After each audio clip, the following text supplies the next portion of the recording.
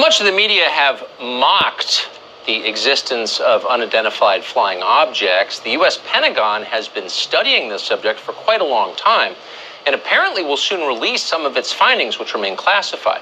According to a new report in the New York Times, the U.S. government may have physical evidence of, and we're quoting, off-world vehicles not made on this Earth. The government has also released footage of UFO sightings, including a 2004 encounter recorded from an advanced Navy fighter jet. Commander David Fravor is a retired naval aviator who once saw something he could not explain, that science can't explain. We're honored to have him on tonight. Mr. Fravor, thanks so much for coming on. So, tell us if you think this is being misinterpreted. According to the New York Times, the U.S. government has physical evidence of some sort of vehicle made not on this Earth. Is it what it sounds like? Well, it sounds that way to me, Tucker. I just, I never want to speculate what the government truly has, but I would say there's stuff out there. I mean, the four of us that chased the Tic Tac in 2004 have attested to it multiple times that what we saw exceeded anything that we had in our inventory, far superior to the airplanes that we were flying in at the time they were brand new. So I would say, yes, there's something out there, and hopefully the government does have stuff.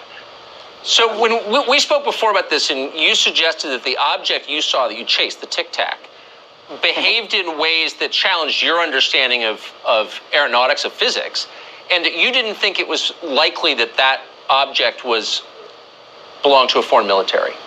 Do you think the U.S. government has concluded that this is not Russia, China, or some other country? I'm pretty sure of that, just by some of the phone calls that we have gotten, some of the people that we have talked to in the government, that they are unaware of what this is. And I think that ties directly with the East Coast sighting with the gimbal video. And I'd be willing to say, just because I'm in contact with a lot of these people, that there are more incidents that are starting to come out, that people are starting to report inside the government channels of things that they've seen. And I think you're seeing it from people in the past, because it always had that taboo to come out and talk about these things. You're now finding people from the past that are saying, hey, I saw this, I just was never told to report it, or when I did, I was told not to say anything. Yes. So I think since 2017, the world is starting to change because of the publicity, because of the attention of the Senate and the Congress, because of people like Marco Rubio and the Intel Committee of telling the DOD, hey, I want to report. I think you're starting to see more and more of that.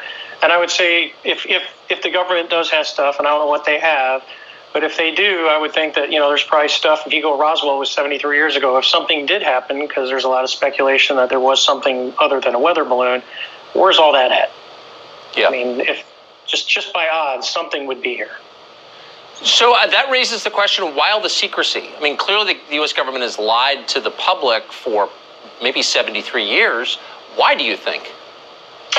Well, if we go back to like Project Blue Book and go, it was done, it really did two things. One, it investigated occurrences and sightings that people saw.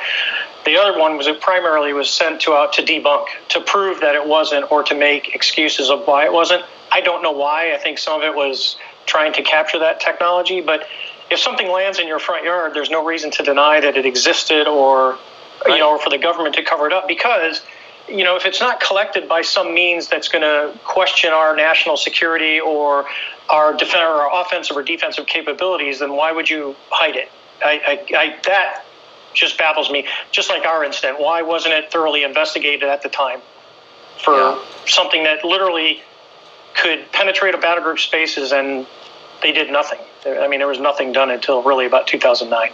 There's a story here that a lot of us can't wait to see.